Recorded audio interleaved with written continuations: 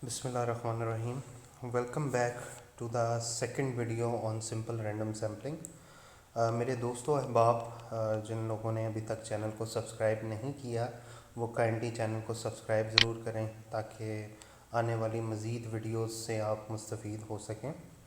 आज हमारी जो डिस्कशन है वीडियो 2 में वो इस पॉइंट ऑफ व्यू से है कि सिंपल रैंडम सैम्पलिंग की एग्जांपल क्या है, प्रैक्टिकली अगर इसको अंडरस्टैंड करना हो तो कैसे किया जाता है, प्लस इसकी जो प्री रेक्विजिट्स है वो हम डिस्कस करेंगे इस वीडियो के अंदर। तो सबसे पहले इसकी एग्जांपल पर आते हैं। An example of a simple random sampling would be the names of 25 employees being chosen out of a hat from a company of 250 employees. एक कंपनी है जिसके 250 एम्प्लॉयज़ हैं। कंपनी के जो टोटल एम्प्लॉयज़ हैं वो 250 हैं। तो इसको हम कह लेते हैं कि ये हमारा पॉपुलेशन साइज़ है। उसमें से हम सिलेक्ट करना चाह रहे हैं 25 एम्प्लॉयज़, जिसको हम सैम्पल साइज़ का नाम दे देते हैं। सैम्पल साइज़ जो है वो स्मॉल n से रिप्रेजेंट होता है, जबकि पॉपुलेशन साइज़ जो है वो लार्ज n से रिप्रेजेंट होता है। In this case the population is all 250 employees and the sample is random because each employ has an equal chance of being chosen.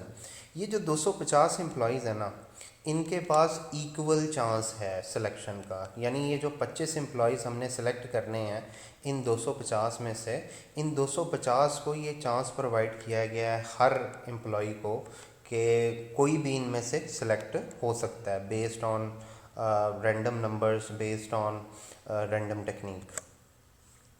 Each of the 250 employees would be assigned a number.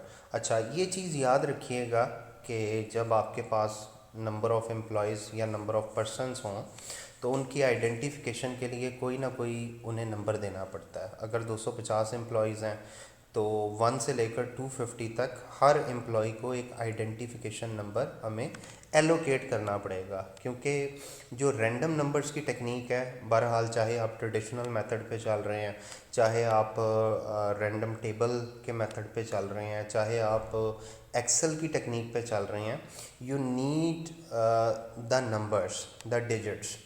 तो पहले number पर हमने करना ये होता है कि हम जितने भी उस पॉपुलेशन के एलिमेंट्स हैं उनकी नंबरिंग करनी पड़ती है, उतनी ही जितनी उनकी स्ट्रेंथ है। यानी जो आपका लार्ज n है, ठीक है, उसके लिए हमें क्योंकि यहाँ पे 250 एम्प्लॉयज़ हैं, लार्ज n 250 से रिप्रेजेंट हो रहा है, तो हमें 1 से लेकर 250 तक उन्हें नंबर असाइन करने पड़ेंगे for the purpose of identification. After which 25 of those number would be chosen at random. जब हम नंबर असाइन कर देंगे तो ट्रेडिशनल मेथड के हिसाब से हमें 250 पर्चियाँ बनानी पड़ेंगी, ठीक है। उन 250 पर्चियों को बनाकर उन्हें फोल्ड करके बाउल में डाल देंगे और उसमें से 25 पर्चियाँ जो हैं वो हमने पिक करनी है, ठीक है। उन 25 पर्चियों में जो लोग जो है वो सिलेक्ट हो जाएंगे, उनकी बेस पे हमारा सिंपल रैंडम सैंपल बन जाएगा। Because individual who make up the subset of the larger group are chosen at random, each individual in the large population set has the same probability of being selected. Basically 250 लोगों को chance दिया गया, 25 select होने थे, तो जिनकी luck अच्छी थी, जिनके लिए चांस जो था वो ग्रीन सिग्नल था, वो लोग सेलेक्ट हो गए। This creates in most cases a balance subset that carries the greatest potential for representing the larger group as a whole free from any bias. जब इस तरीके से आप सिलेक्शन करते हैं तो इसमें बाइसनेस नहीं रह जाती, क्योंकि जो रिसर्चर है, जो स्टडी कंडक्ट कर रहा है, वो अपनी मर्ज़ी से सिलेक्शन नहीं कर रहा। उसको नहीं पता कि जो 25 पर्चियाँ उसने उठाई हैं वो कौन सी हैं, या रैंडम टेबल की बेस पे जिन्हें सेलेक्ट किया है, ठीक है, वो कौन से लोग थे, या जो है वो एक्सेल की मदद से सिलेक्ट किया वो कौन से लोग हैं। जितनी बार भी आप इस प्रोसीजर को रिपीट करेंगे, हर बार जो आपका सिलेक्टेड सैंपल है उसके एलिमेंट चेंज होते जाएंगे, इसीलिए इसको रैंडम टेक्निक भी कहते हैं। उसके बाद एक इशू नॉर्मली फेस करना पड़ता है which is of greater concern. वो इशू है सैम्पलिंग एरर का। ठीक है। सैम्पलिंग एरर का मतलब ये होता है कि पॉपुलेशन का जो पैरामीटर है, पॉपुलेशन की जो वैल्यू है और जो सैंपल की वैल्यू है, दोनों के दरमियान काफ़ी ज़्यादा गैप आ जाए, एरर आ जाए। ठीक है, ये गैप जितना ज़्यादा होगा उतना ही हम सैंपल को पॉपुलेशन का नॉन रिप्रेजेंटेटिव पार्ट कंसिडर करेंगे। अगर ये गैप कम से कम हो, ज़ीरो के नज़दीक हो, तो हम ये कहेंगे कि ये जो एरर आ रही है ये बाय चांस आ रही है। ठीक है। With the simple random sample there has to be a room for error represented by plus और माइनस। प्लस या माइनस में आ सकती है, प्लस में भी नंबर आ सकता है, माइनस में भी आ सकता है। For example, if in a high school of 1000 student. अच्छा, इसका थोड़ा सा मैं बता दूं, यहाँ पे एग्जांपल कोट की गई है कि एक हाई स्कूल है जिसमें 1000 स्टूडेंट्स हैं, यानी पॉपुलेशन का साइज़ 1000 स्टूडेंट्स है। और एक सर्वे कंडक्ट किया गया और ये पता चलाने के लिए कि जनाब इन स्टूडेंट्स में से कितने लेफ़्ट हैंडेड हैं, कितने जो हैं वो बाएं बाजू से लिखते हैं।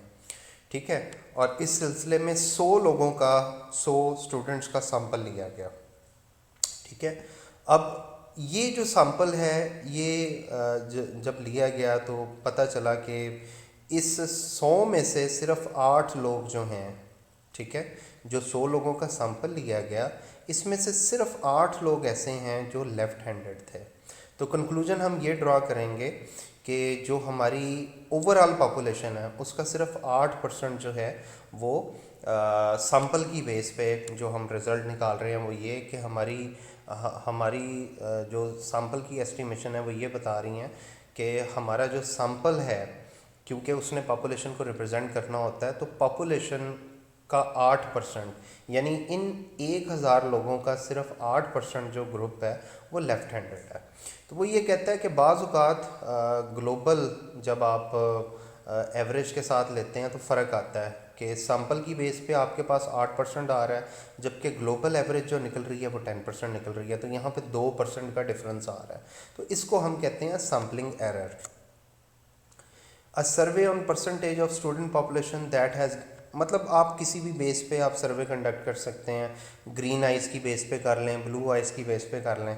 तो बेसिकली क्या है, जो आपकी सैंपल की एस्टिमेशन है और जो पॉपुलेशन की ग्लोबल एस्टिमेशन है, उन दोनों के दरमियान जो डिफरेंस होता है ना, उसको हम सैम्पलिंग एरर कहते हैं। ये डिफरेंस जितना कम होगा, ज़ीरो के जितना क्लोज होगा, उतना हम कहेंगे कि आपका जो सैंपल है वो पॉपुलेशन को ट्रूली रिप्रेजेंट कर रहा है। लेकिन अगर ये डिफरेंस बहुत ज़्यादा हो, ज़ीरो से एक्सीड कर जाए पॉजिटिव में या नेगेटिव में, तो हम ये कहेंगे कि सैंपल जो है वो किसी तरह से भी आपकी पॉपुलेशन को ट्रूली रिप्रेजेंट नहीं कर रहा।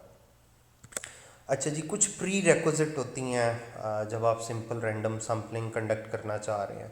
ये प्री रेक्विजिट अगर पूरी होती हैं तो आपको सिंपल रैंडम सैम्पलिंग कंडक्ट करनी चाहिए, अदरवाइज़ आपको सिंपल रैंडम सैम्पलिंग नहीं करनी चाहिए।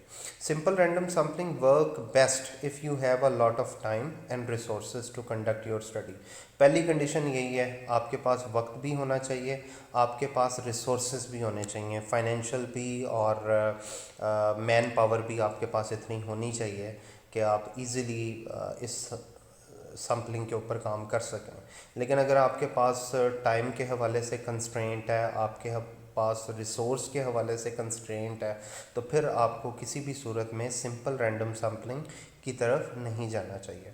और if you are studying a limited population that can easily be sampled. और तीसरी कंडीशन ये है कि आपकी पॉपुलेशन लिमिटेड होनी चाहिए जिसको आप इजीली सैंपल कर सकते हो। अगर पॉपुलेशन ही आपकी अनलिमिटेड है, ठीक है, तो आपको ये मेथड अडॉप्ट नहीं करना चाहिए। अच्छा, simple random sampling can be challenging to implement in practice.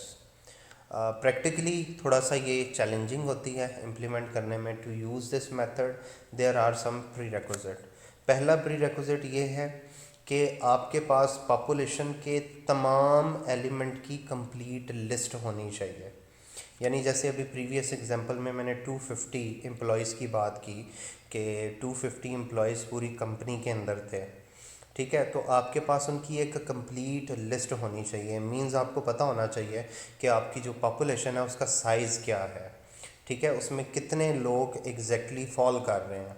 तो जब तक आपको लार्ज एन नहीं पता होगा आप सिंपल रैंडम सैम्पलिंग उस पर अप्लाई कर ही नहीं सकते।